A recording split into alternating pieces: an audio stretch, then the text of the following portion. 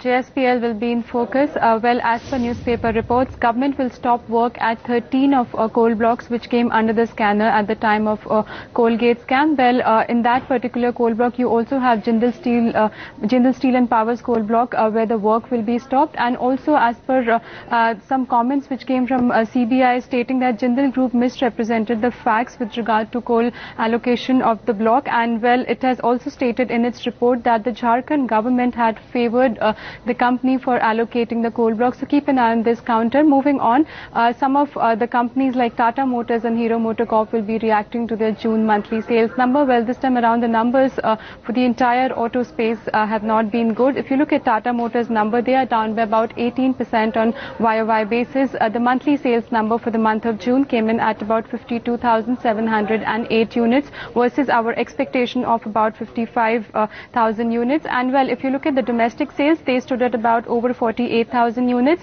whereas the exports for the month of June came in at about over 3,900 units. And if you look at Hero Motors number, they were down by about 6,000 on YOY basis, and the monthly sales number for Hero MotoCorp stood at about 5 lakh units. So both these stocks will be reacting to the June monthly sales number. Lastly, keep an eye on Jet Airways, which is in focus as the Cabinet Secretary will share a meet on the Jet Etihad deal today. Remember, there was some reports stating that PMO has sought clarification with regard to this deal, and PMO has sought clarification from various ministries like Commerce Ministry, Civil Aviation, Ministry of Corporate Affairs.